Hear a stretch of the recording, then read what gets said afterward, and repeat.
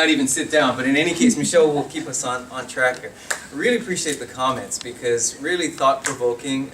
To a large extent, as I looked at just even across the hall here, the names of the little meeting rooms that I couldn't recognize as English words, I realized that part of the kickstarting the conversation may even start with a common vocabulary and establish some of those bridges around what it is that we're focused on, what's a priority for the city as an organization.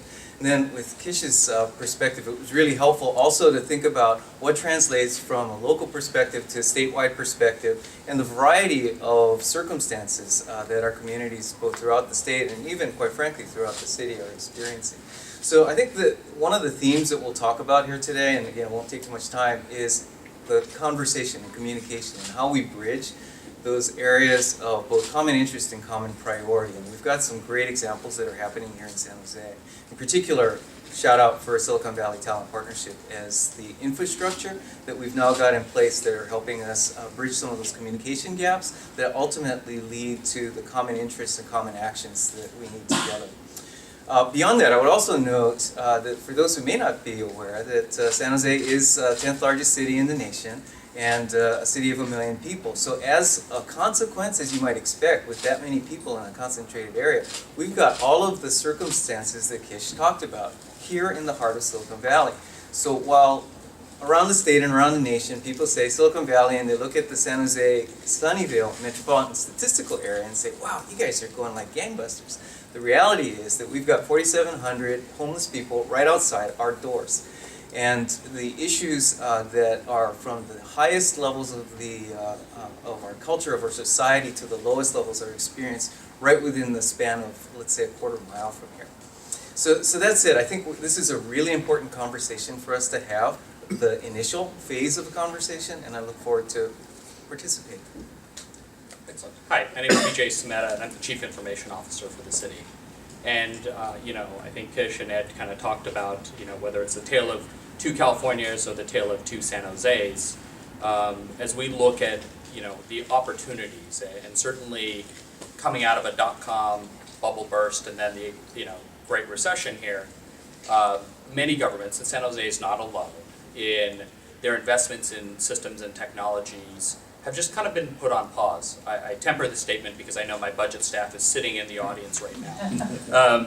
But that's really an opportunity because as we see the economy grow, we also have the opportunity to adopt Chet's startup mentality here, although he's an actual startup. And we have an opportunity to kind of reboot and restart government's thought process. And that does begin, just like Leah and Riverside, we have almost every major piece of technology out for currently RFP, or the IT director is taking too long to put out that RFP. So in the pipeline of projects is that opportunity to expose that data to our community. And so as we look at those opportunities, certainly there's the transparency aspect, there's certainly opportunities around improving performance in government. I know our budget office just added 2 positions for data analytics around the performance of government. And then the third piece that I really kind of think about when I think of San Jose and the open data opportunities is certainly looking at how we help not only the private sector be successful, but ourselves be successful. And we've done a number of great things with Silicon Valley Talent Partnerships, other nonprofits like Prospect Silicon Valley, where there's a real hunger for that public-private partnership and public-private nonprofit partnerships to consume our data and build new economies. And I think that will not just be for the upper 1 to 5%, but really cross-cut all sections of our community. And certainly when you start any new economy, you have to build things. It's not all digital, right?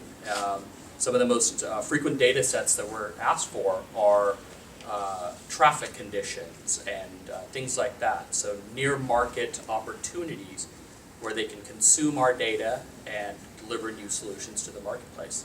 And I think we're at the very early stages of that, and we're very excited about a new economy kind of growing out of the traditional, kept in a silo data set for government.